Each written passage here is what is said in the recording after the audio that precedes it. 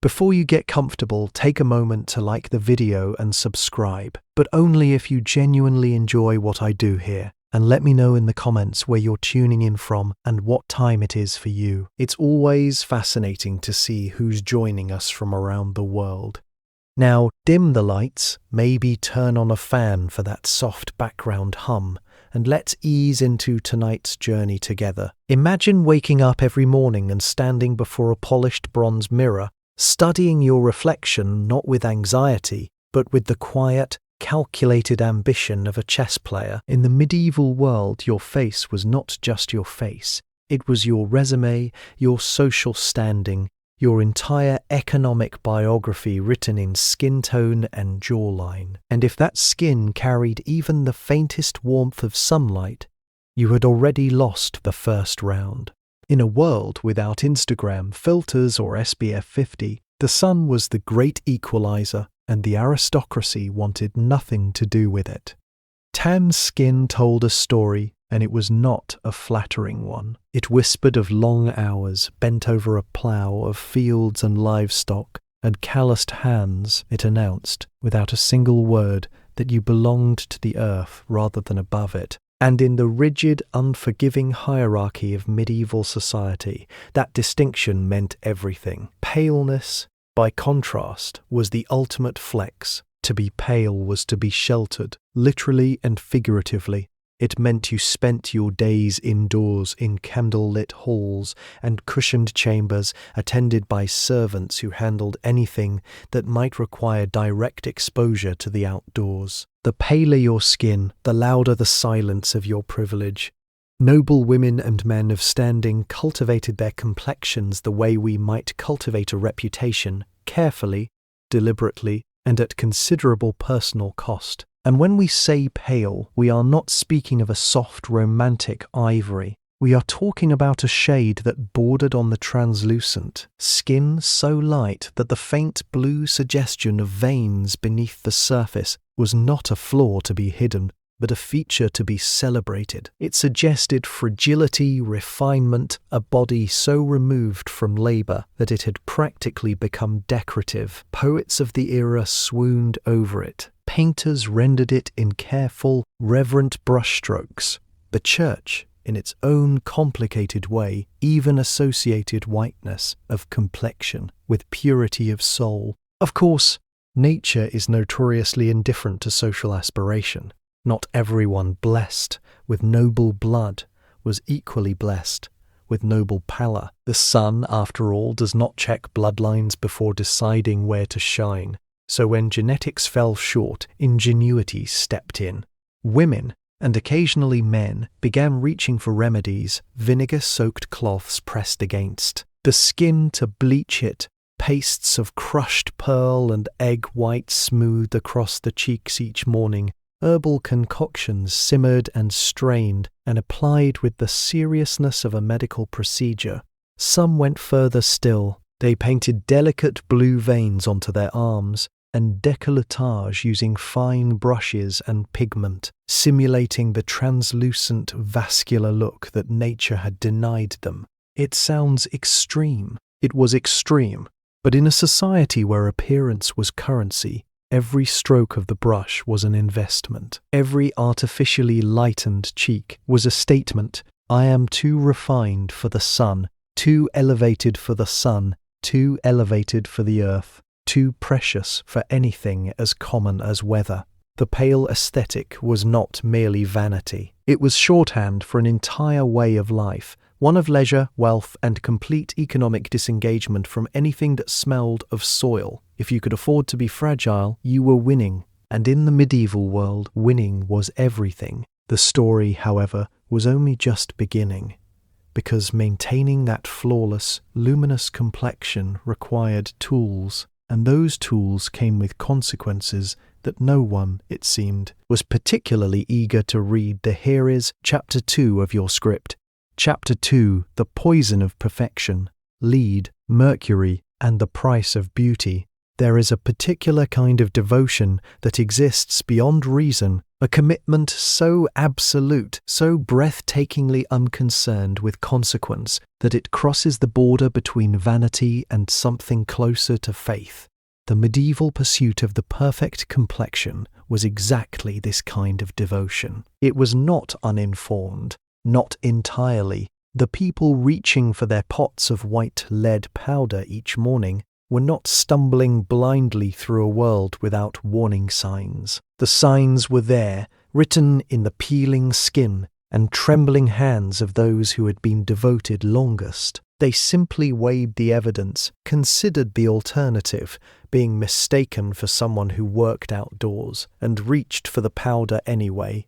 This is not stupidity. This is the oldest human calculation there is, and it has never entirely gone out of fashion. The foundation of medieval cosmetic beauty, for those with the means and the ambition to pursue it seriously, was white lead powder. Known across Europe by various names, it was made through a process that combined the mundane with the quietly sinister, sheets of lead suspended above vinegar in a sealed vessel, left for weeks until the metal corroded into a soft white crust that could be scraped away, dried, and ground into a fine, smooth powder. The result was extraordinarily effective. Applied to the face with a soft cloth or a fine brush, it created a smooth, matte, luminously pale surface that no natural complexio could replicate. It covered blemishes, evened skin tone, and produced exactly the aristocratic pallor that medieval beauty required. It was also, by any modern measure, a delivery system for slow poisoning applied directly to the largest organ of the human body twice daily in perpetuity. Lead absorbed through the skin accumulates in the body with patient, unhurried efficiency. The symptoms arrived gradually, which perhaps made them easier to dismiss or misattribute in a world where illness was generally mysterious and death was rarely required to explain itself. Chronic fatigue settled in first, a heaviness, a dimming of energy that might easily be attributed to the demands of court life or the changing of seasons. Then came the skin itself, beginning to betray the very beauty it had been recruited to create, thinning, discoloring, developing the ulcers and lesions that required yet more powder to conceal, creating a cycle of dependency as elegant and merciless as any addiction. Hair thinned, teeth loosened, the nervous system quietly dismantling itself in the background, produced tremors, confusion, and a creeping fragility that, in the most devastating irony the medieval beauty industry could have engineered, actually enhanced the fashionable impression of delicate aristocratic vulnerability. But white lead did not work alone. It was the foundation of a cosmetic system, that layered product upon product with the complexity and commitment of a modern 10-step skincare routine, minus the dermatological safety testing. Mercury-based rouge was applied to the cheeks and lips for color. Mercury, the same substance that sent hatters mad and that we now handle in sealed containers with protective equipment. It produced a vivid, lasting flush that cosmetics made from plant-based pigments struggled to match, and it contributed its own quiet catalogue of neurological damage to the overall project.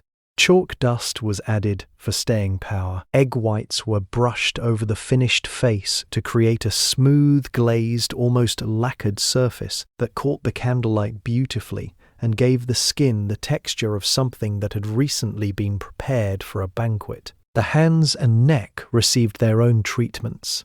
Arms were smoothed with preparations of almond oil and beeswax. Teeth were cleaned with powders that ranged from the relatively harmless, chalk and salt, to the optimistically misguided, including preparations containing ground bone and abrasive minerals that cleaned effectively while eroding enamel with equal efficiency. Hair was treated with egg yolk, vinegar rinses, and aromatic oils. Even the eyes were attended to. Drops made from the juice of the belladonna plant were used to dilate the pupils, producing that wide, luminous, slightly unfocused gaze that was considered especially beautiful and attractive in a dimly lit court, and that was produced by a substance toxic enough to kill in sufficient quantity. What is perhaps most striking about all of this, viewed from a distance of several centuries, is not the toxicity, but the totality. This was not a casual relationship with cosmetics. It was a complete, daily, multi-stage commitment to the management and construction of appearance, a regime that required time, money, knowledge, and a willingness to endure discomfort in the service of an ideal. The medieval noblewoman at her dressing table each morning was not simply putting on her face, she was assembling an argument, she was constructing, product by product and brushstroke by brushstroke, a visual case for her own position in the world, her refinement, her status, her distance from the labouring classes whose uncosmetically honest skin told a story she had no intention of sharing. The price was real, the price was paid, and the remarkable, sobering, entirely human truth is that knowing the price in advance has almost never, in any era, been sufficient to stop the payment. Beauty has always asked for more than it should, and we have always, with remarkable consistency, found a way to say yes. There is something quietly radical about deciding that the face you were born with simply needs more forehead, not wee cheekbone, not fuller lips, not brighter eyes, more forehead, a grander, higher, more commanding expanse of smooth, uninterrupted brow stretching from the eyebrows all the way up to where, ideally, the hairline would have the good sense to retreat. And yet, in the medieval world, this was not considered unusual. It was considered the height of elegance. Literally, the obsession with the high forehead began gathering serious momentum around the 14th century and reached its most dramatic expression in the 15th. Across France, England, and the courts of Northern Europe, the fashionable female face was one defined by its upper third. A broad, smooth, domed forehead was considered a mark of intelligence, nobility, and refined femininity. It suggested a mind worth housing. It suggested space, and space, in every context medieval society could imagine, was a luxury. To achieve this look, women did something that modern eyebrows, had they been permitted to survive, might have raised in protest. They removed their hair, not just shaped it, not just pinned it back, but actively, methodically eliminated it from the upper portion of the face, and often well beyond. Eyebrows were plucked into near non-existence or shaved off entirely. The hairline itself was pushed back, sometimes by an inch, sometimes by an inch, sometimes by two, through a combination of plucking, threading, and the applique on of depilatory pastes made from ingredients like quicklime and arsenic, which removed hair efficiently and the top layer of skin only occasionally.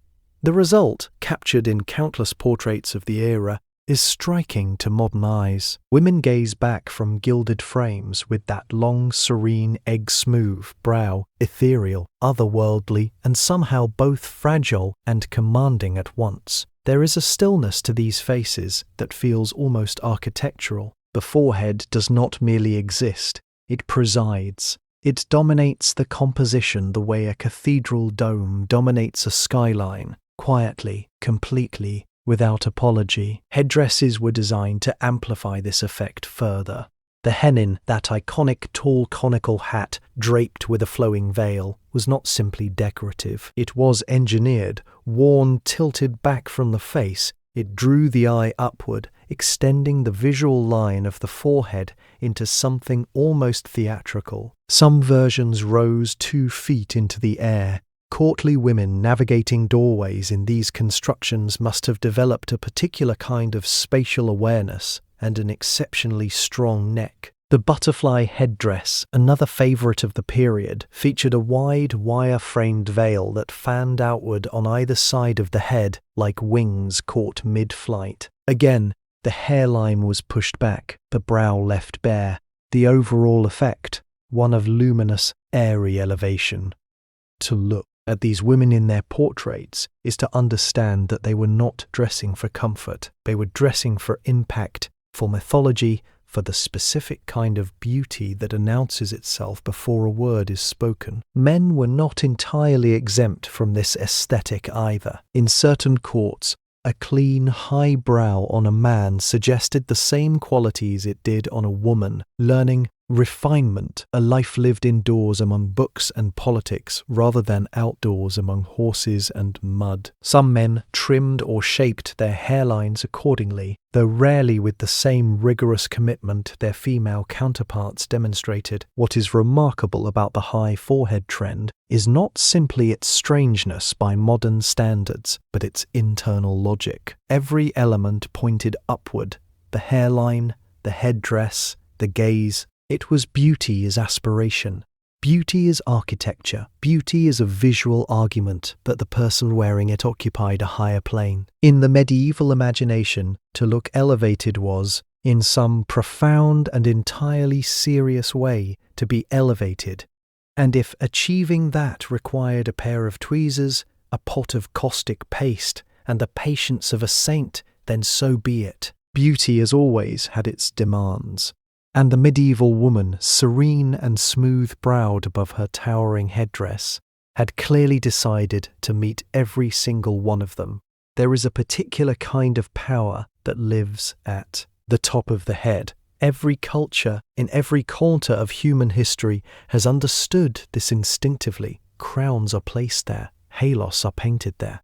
The most sacred part of the body, in countless traditions, is not the heart or the hands, but the crown, that uppermost point where, if you believed the medieval mystics, the soul was closest to heaven. And so it follows, with a kind of perfect medieval logic, that what you chose to place upon your head was never merely a fashion decision. It was a declaration, a confession, a carefully constructed announcement of exactly who you were, who you belonged to, and how much of the world you were permitted to occupy.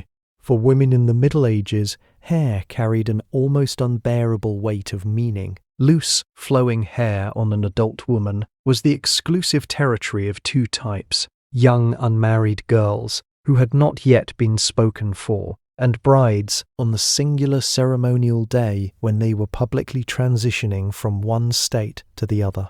For every other woman, in every other circumstance, loose hair was not freedom. It was scandal. It was scandal. It suggested availability, disorder, a woman unmoored from the structures that medieval society depended upon to make sense of itself. Married women covered their hair. This was not a suggestion or a cultural preference quietly observed by some and ignored by others. It was a social obligation so deeply embedded in the fabric of daily life that to appear in public with uncovered hair as a married woman was to invite genuine censure, whispers, judgment, and in more extreme cases, the attentions of the local clergy, who had opinions about everything and shared them freely. The veil, the wimple, the linen coif, these were not merely garments, they were armour. They signalled virtue, fidelity, and a woman's correct placement within the social order. The wimple deserves particular attention. A length of white linen that wrapped beneath the chin, covered the neck, and framed the face in a smooth, modest oval. It was one of the most enduring features of medieval feminine dress across several centuries. It transformed the face into something almost icon-like, the surrounding fabric eliminating the neck and jawline, entirely reducing the visible self to eyes, nose and mouth, framed in white like a painting prepared for a church wall. To modern eyes it reads as severe, even suffocating. To a medieval observer it read as refinement itself. Noble women, never content with the merely adequate, took these foundations and built upon them with extraordinary ambition. The hennin had already made its grand appearance in the previous chapter, but the world of aristocratic headwear was far broader and more inventive than any single style. The escoffier was a jeweled net that enclosed the haber, ear on either side of the head in two rounded bulges, creating a silhouette that was part architecture, part ornament, entirely statement. Pearls, gold thread, and precious stones were woven into these constructions with the kind of patient craft usually reserved for altarpieces. For men, the language of headwear was equally expressive if somewhat less structurally ambitious.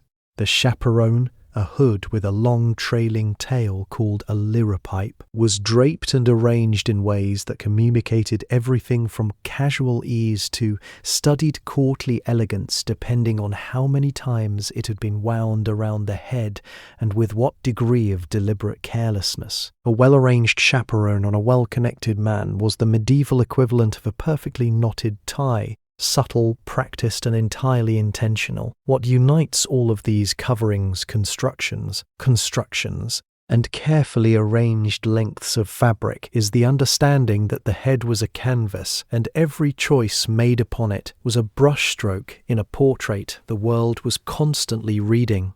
Class, marital status, religious devotion, regional identity, wealth, aspiration, all of it communicated silently and immediately before a single word was exchanged by what sat upon the crown of the head. In a world without name tags, without social media profiles, without the 1,000 tiny digital signals we use today to place ourselves in rela to one another, the medieval person read the body the way we read a page. And the head, crowned or veiled, jeweled or plainly linen wrapped, was always the first sentence. It told you everything you needed to know, and it told you immediately. There is a quiet cruelty embedded in every era's ideal body. The specific shape that culture decides in any given century represents the pinnacle of human attractiveness. Every generation inherits this standard as though it were simply the truth, as though the particular arrangement of curves and angles currently in fashion had always been considered beautiful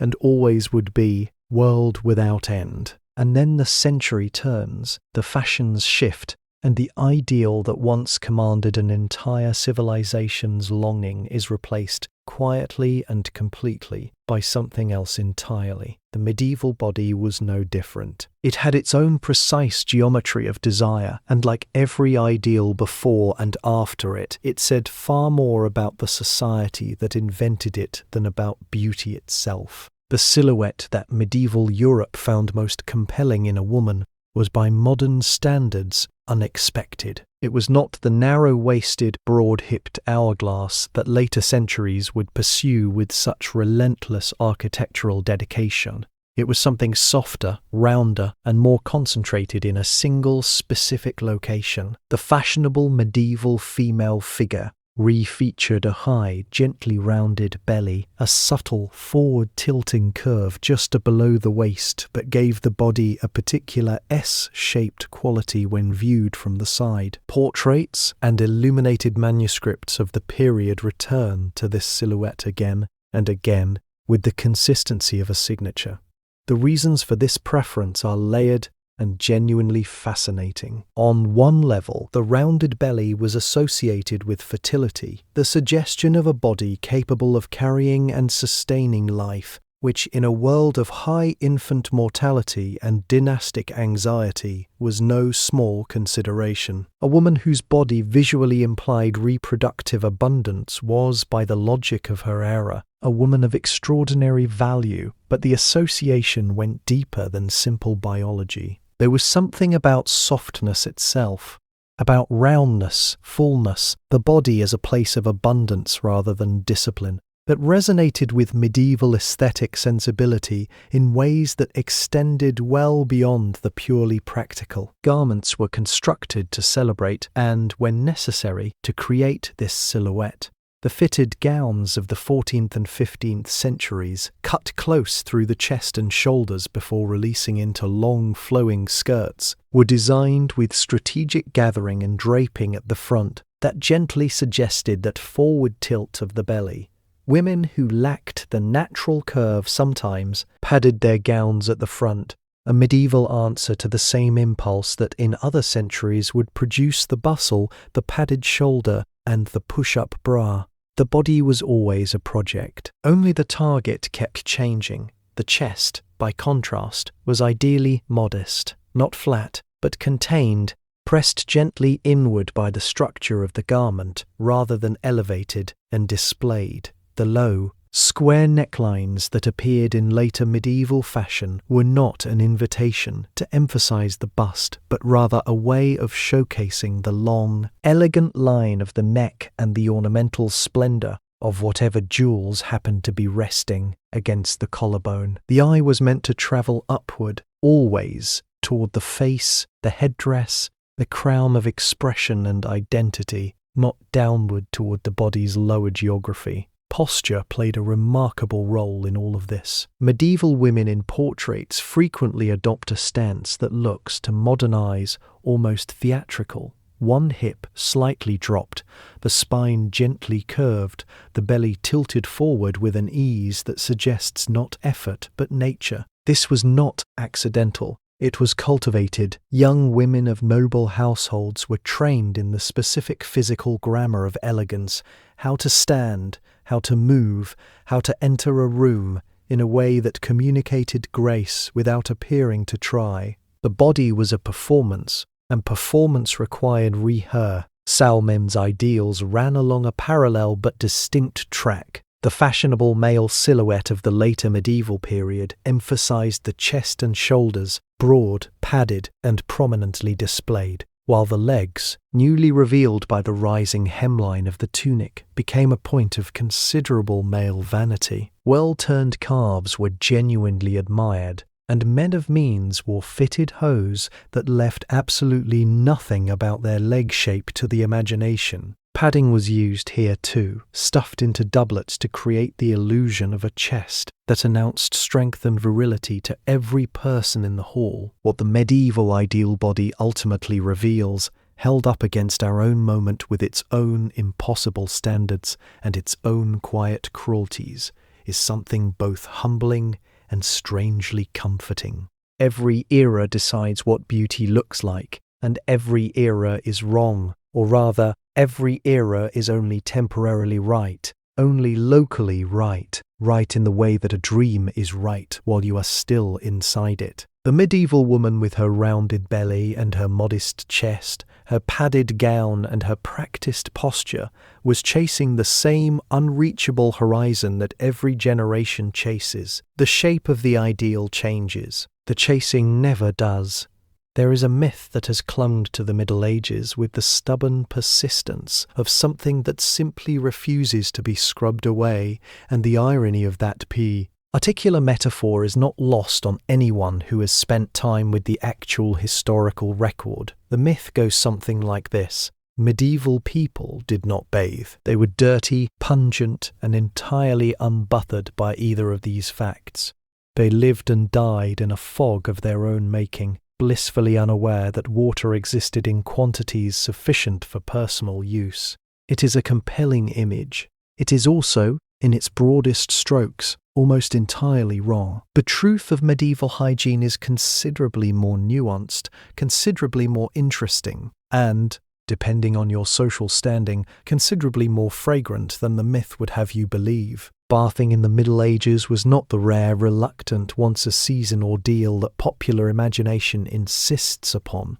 For those who could afford it, bathing was a genuine pleasure, a social ritual, even. Wealthy households maintained wooden bathing tubs that were lined with linen to prevent splinters, filled with heated water, and sometimes scented with herbs, rose petals or aromatic oils. Bathing together was not considered scandalous among family members or intimate companions. It was considered convivial. Chronicles and household accounts from noble estates record the regular purchase of soap, the heating of water, and the preparation of baths with a matter-of-fact frequency that suggests neither novelty nor reluctance. Public bathhouses, known across much of Europe by variations of the word for steam or warmth, existed in most towns of any significant size. They were busy, sociable places where people gathered not merely to wash, but to talk, to conduct informal business, to eat and drink, and to enjoy the particular relaxed intimacy that warm water and shared space tend to produce. The church, predictably, developed complicated feelings about this arrangement over time, and by the later medieval period, many bathhouses had acquired reputations, not entirely undeserved, for offering services that went somewhat beyond the strictly hygienic. But for centuries before that complication arose, they functioned as a genuine and well-frequented civic institution. For those without access to a full bath, which, it must be acknowledged, was the majority of the population for most of the period, cleanliness was pursued through other means. Washing the face, hands and feet daily was standard practice and considered a basic requirement of civilized life. Linen undergarments, changed and laundered regularly, were understood to serve a cleaning function for the skin beneath them. The friction of fresh linen against the body was believed to absorb and carry away impurities in the absence of immersion, and there is genuine practical logic to this belief that modern textile science does not entirely dismiss. But hygiene, in the medieval imagination, was only half the project. Scent was the other half, and scent, for those who could afford to pursue it seriously, was elevated to something approaching an art form. The connection between pleasant fragrance and nobility ran deep in medieval culture, threaded through medicine, theology, and social philosophy in ways that made it far more than mere vanity. The great medieval medical tradition inherited from ancient sources held that disease travelled through corrupt air, miasma, the poisonous breath of illness and decay. Against this invisible enemy, fragrance was considered a genuine defense. To surround yourself with good scent was not self-indulgence, it was prophylaxis. Pomanders were carried for this purpose, small ornamental spheres of gold or silver, pierced with decorative holes and filled with a compressed mixture of ambergris, cloves, cinnamon, musk, and other aromatic substances. Wealthy men and women hung them from their belts or held them in the palm of the hand, raising them occasionally to the nose when passing through spaces where the air seemed less than trustworthy. They were beautiful objects, frequently jeweled, and they served simultaneously as personal fragrance devices, medical instruments, and status symbols of the most portable and elegant variety. Herbs were strewn across floors, woven into garments, pressed between stored linens, and floated in washing water. Rosewater was used to rinse the hands before and after meals, to scent the hair, and to freshen the face. Lavender, mint, and sweet flag were cultivated not merely for the kitchen, but for the body. Their oils and waters incorporated into daily grooming with a regularity and sophistication that would surprise anyone operating under the assumption that medieval people simply accepted whatever their noses reported. The nobility, as in every other area of medieval life, took all of this further. Expensive imported spices and resins, frankincense, myrrh, sandalwood, benzoin, arrived along the same trade routes that brought silk and pepper, and they found their way into perfumed gloves, scented candles, and the elaborate aromatic preparations that wealthy households used to make their spaces smell of somewhere better, somewhere warmer, better, somewhere warmer, somewhere so far removed from mud and livestock that the nose itself was persuaded of a different world entirely. What emerges from all of this is not a picture of a filthy, odorous civilization stumbling through the dark, but something far more recognizable, a society acutely aware of the body, genuinely invested in its presentation, and navigating the gap between ideal and reality with the same mixture of ingenuity, aspiration, and occasional self-deception that has characterized human grooming in every century, since they wanted to smell good. They tried, often inventively and sometimes successfully, to smell good, and if the results were occasionally closer to a herb garden caught in a thunderstorm than to anything we might reach for today, the intention, at least, was impeccable. Every story needs an ending, but the best endings do not simply close a door. They open a window, letting in just enough light to change the way you see everything you thought you already understood. And so here, at the close of our journey through the medieval world of beauty, of poison powders and painted veins, of shaved hairlines and towering headdresses, of rounded bellies and pomanders swinging from jeweled belts, we arrive at the question that has been waiting patiently beneath every chapter, every anecdote, every carefully applied layer of white lead and rosewater. Not what did they do? We know what they did, but why? And what, if anything, does the answer say about us? Beauty has never been innocent. This is perhaps the most honest thing that can be said about it across any culture, any century, any latitude. It has always carried cargo, social, political, economic, moral cargo that rides beneath the surface of every fashion trend and grooming ritual like a current beneath still water. In the medieval world, this cargo was unusually visible, unusually legible, because medieval society was usually honest about hierarchy. It did not pretend that all people were equal and then quietly arrange things otherwise. It stated its inequalities plainly, embedded them in law and theology and daily practice, and then asked beauty to reflect and reinforce those inequalities with every brushstroke and every carefully chosen garment. Pale skin did not merely suggest wealth. It announced the complete extraction of a human being from the world of physical labor, the world that fed everyone, that built everything, that kept the entire civilization functioning beneath the notice of the people pale enough to ignore it. The high forehead did not merely look elegant.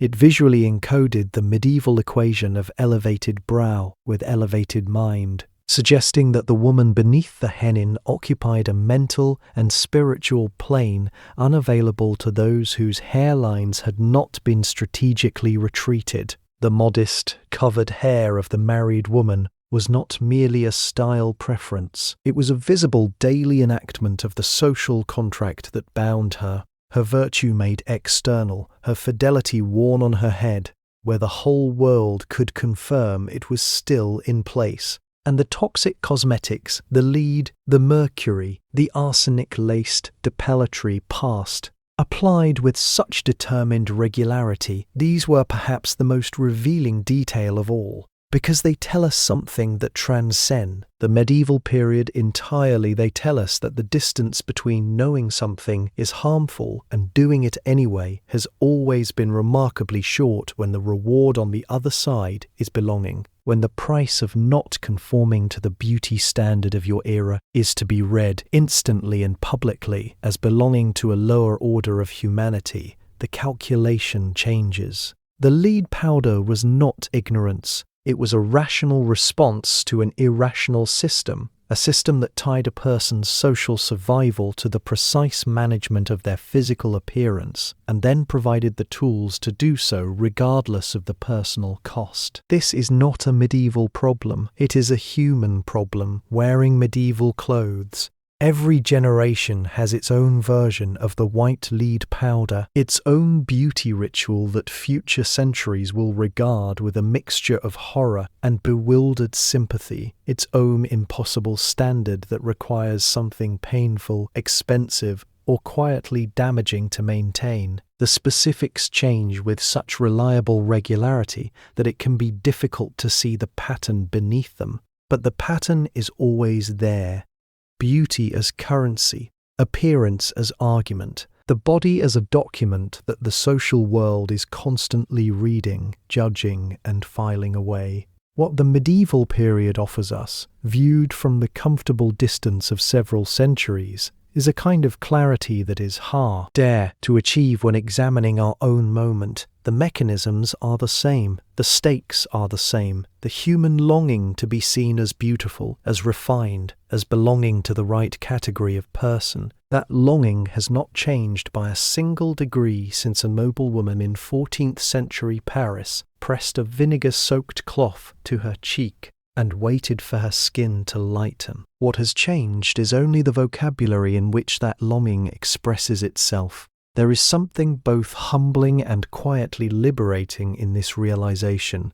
Humbling because it suggests that we are not as far from the medieval world as we prefer to imagine, that the distance between their arsenic paste and our own beauty industry's more elegant poisons is a matter of chemistry and marketing, rather than fundamental human wisdom, and liberating because it reminds us that every standard is constructed, every ideal is invented, every definition of beauty that has ever existed was assembled by human hands in a particular time and place to serve particular interests, and has eventually, without exception, been dismantled by the same relentless passage of time that dismantled everything. The medieval woman standing before her bronze mirror, pressing pearl paste to her cheeks and tilting her chin upward beneath a towering veil, was doing what every human being in every era has done. She was trying to be enough. She was trying to meet the world on its own terms, armed with whatever tools her century had placed in her hands, hoping that the reflection looking back at her would say, finally and convincingly, "Yes, you belong here. You are beautiful. You are seen. We are still standing at that mirror. The reflection is still the same. Only the tools have changed, and even then, less than we think. Sleep well, and we will see you next time."